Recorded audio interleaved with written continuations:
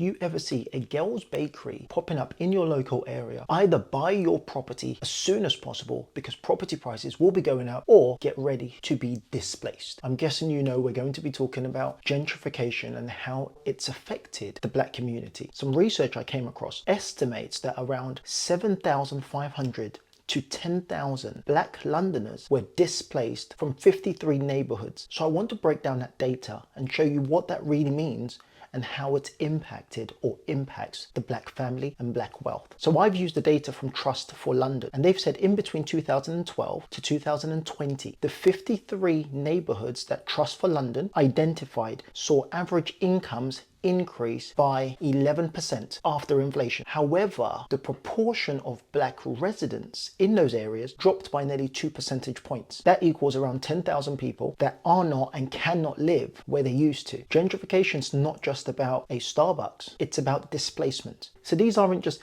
abstract changes or inconsequential changes. These are changes for families. These are changes for wealth. These are changes for small businesses that are being pushed out or forced out. Gentrification works in 3 very specific ways. Number 1, higher income households move in. Rich folks move in. Number 2, property values and rents also rise. And number 3, the original residents, the people that were there before, who would usually be renters or lower income earners, are forced to leave. Now, no one comes to your house with a piece of paper and says, there you go, you must leave tomorrow. But it's insidious. It's, you can no longer afford to pay rent in this area, so you must go. And if you can't pay the rent, if you can't sustain, if you can't live in that area, you need to leave. That's gentrification. This is probably the best way I've seen it described. It's extraction of community value and the replacement of locally circulating wealth with outside capital. Effectively, rich people come in order for rich people to come in and stay, poor people must go. So when I looked at the data with Trust for London, they mapped out 53 neighbourhoods that were low-income areas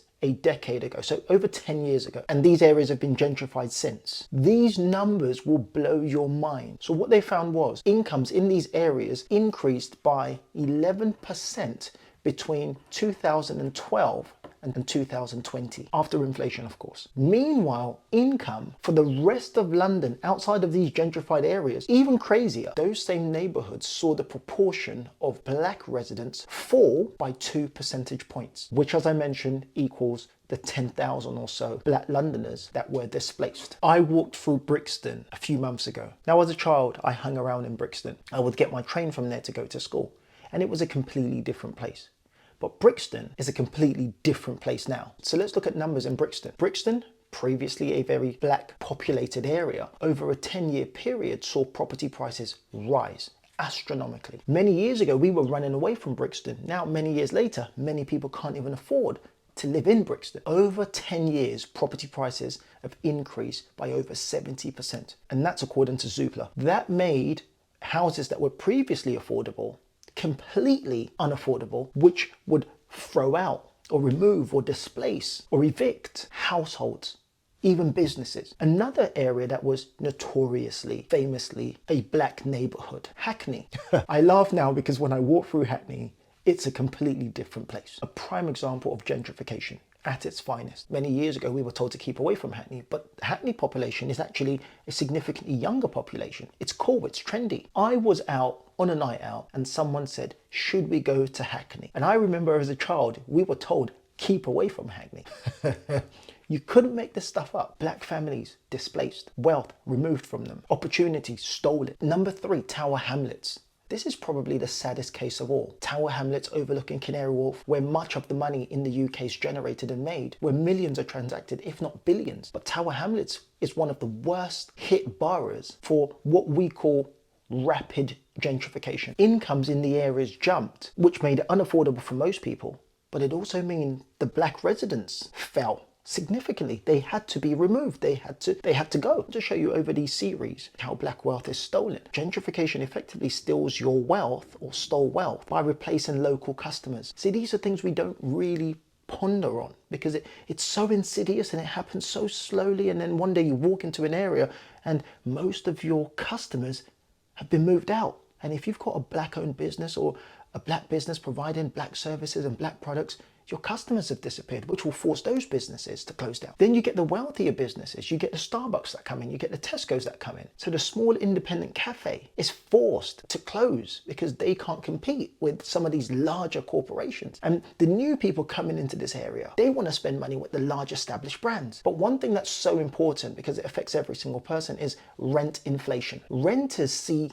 their disposable income lose value. They see it fall. You can't save because all your money is going to rent. And then buying a house in those areas where you could barely afford to buy in the first place, those prices have gone up. You can no longer partake. You can no longer buy. Number 3.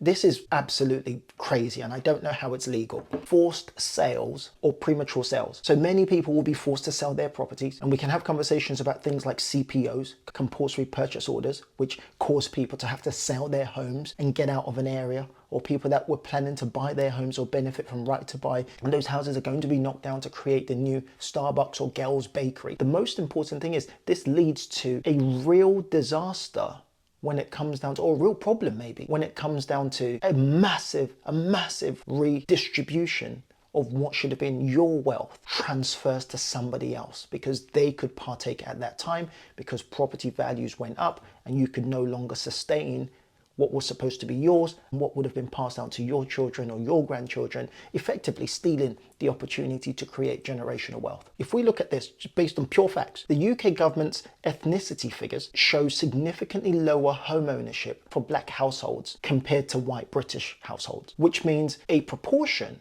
of those black households rely on social housing. Perfect. Great welfare system comes in and helps. But when an area gets gentrified, there's often lesser social housing available. And this is why you see people being removed from Southeast London and being sent to Luton, or being removed from one part of the country to another part of the country. Social housing availability falls, rent prices goes up, black families are being punched and hit left, right and center. And you're being pushed out of your community where you feel safe, where would have been your home, where the rest of your community is. But most of your wealth, or most of the black wealth, is lost because most wealth in the UK comes from property ownership. It's the biggest asset for most UK families. So we need to start having real conversations about how do we break this mold? How do we collectively buy assets? How do we partake in areas that are about to be gentrified? How do we identify gentrification? Now, I joke that you can identify gentrification when you see a Gell's Bakery or a Tesco coming up or a Starbucks popping up. But in reality, we have to start being ready to partake because that growth is going to happen. And if you can partake, you can significantly increase your chances of being able to create wealth for yourself or create wealth for the next generation. Hey guys, I hope you got some value from this video. I would love to hear your thoughts in the comment section. Is gentrification a positive thing for the black community, or are we just complaining?